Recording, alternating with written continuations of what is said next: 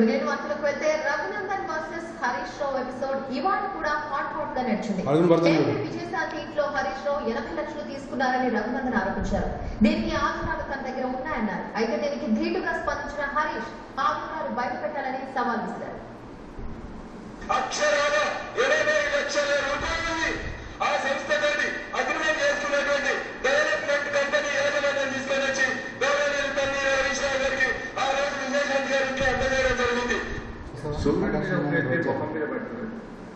నోటికి వచ్చినట్టు ఇష్టం వచ్చినట్టు మాట్లాడి ఇలా సమైక్యవాదుల ఏజెంట్ గా మీరు మాట్లాడుతున్నట్టు ప్రజలు భావించాల్సి వస్తుంది.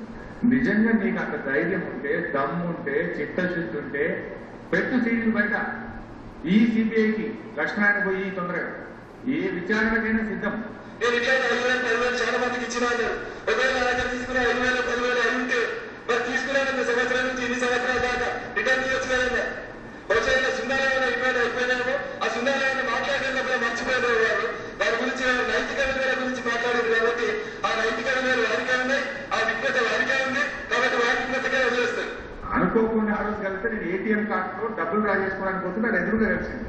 అది ఎటుపోతుంటే డబ్బులు డ్రా చేసుకోవడానికి పోతుందంటే ఈ అన్న ఏమంటే వాడి 10,000 వచ్చినట్టు గుర్తు కూడా లేకుండా మనం చెప్పిన తర్వాత ఒప్పుకుంటే వాస్తవానికి అది పెద్ద ఇష్యూ కాదు. అయితే తినే బట్ నేను నిజాయితీ మాట్లాడితే కనుక నిబద్ధతో మాట్లాడితే కనుక ఇస్తే ఇచ్చి ఉండొచ్చు ఒప్పుకుంటాను. దాని పెద్ద ఇష్యూ ఏం లేదు.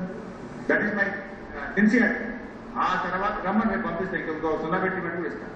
అయితే 13 సంవత్సరాలు పనిచేసిన తర్వాత రఘునందన్ గారు చంద్రబాబు ఎంపీ అడగడానికి అనర్హుడు.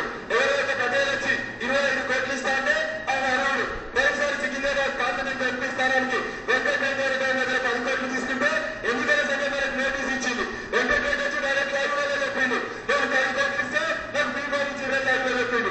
ఎన్నికల సంఘం నోటీస్ ఇచ్చింది. మీరు నమ్మకం తప్పు పెడతారన్నా జరిగిన వాస్తవాలు ఎట్లుంటే అంటే నీకు టికెట్ ఇస్తే అంత మంచిదే. ఇలా మీకు టికెట్ ఇవ్వకపోతే పార్టీ మొత్తం మీరు అయిపోయిందా? మీకు ఏం అవకాశం ఇవ్వలేదు పార్టీ? ఎన్ని అవకాశాలు ఇవ్వలేదు పార్టీ? జడ్పీటీసీకి అవకాశం ఇచ్చింది. Central bank chairman